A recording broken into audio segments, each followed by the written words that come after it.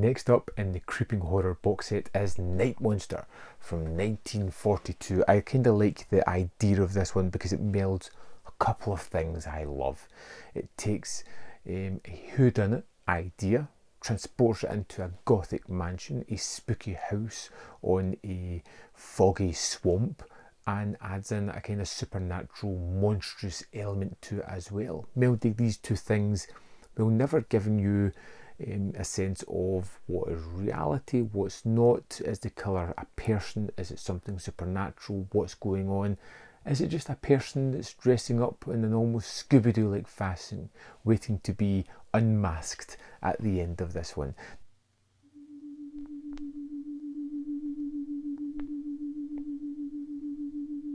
Night Monster revolves around a rich man who has become a reclusive because he is crippled. He invites all the doctors to his estate that had a part in his care, not because he wants to thank them for all the hard work in keeping him alive, but because he wants to punish them for making him crippled.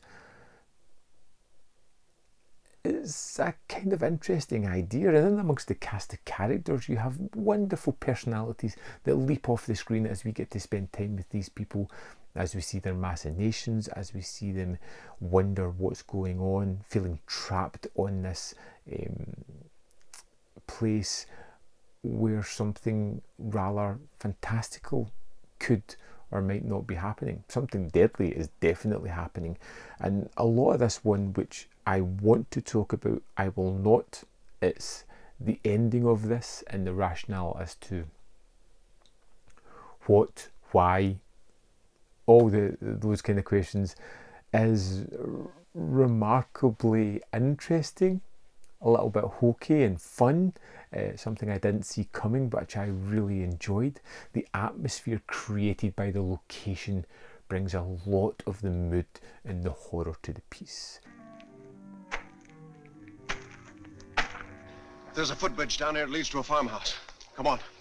A gothic mansion at night, the fog-swirled outer gardens, the hallways with the long creeping shadows.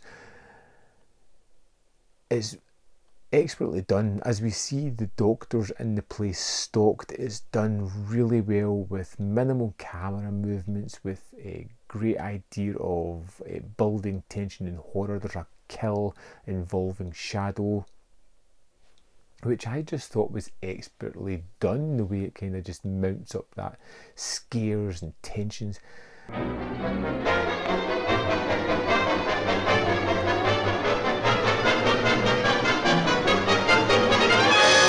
It does, however, take a little while to get going.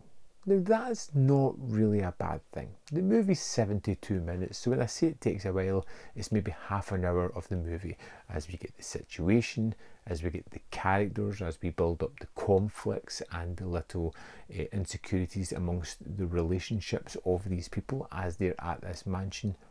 It takes its time, and then it unleashes the horror. A really nice way of doing it, giving us that kind of slow character study into the sort of terrifying horror and one by one they die element in the second half of the film. For you, I should confine my attentions to servant girls. Ah, you mean me and you, huh? How dare you?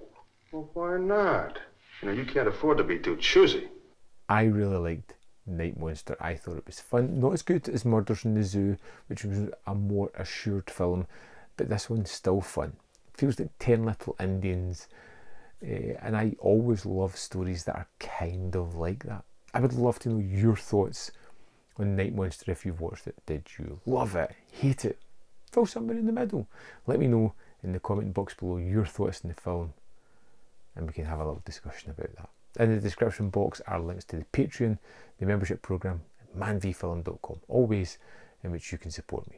Thanks for watching, and I'll see you next time.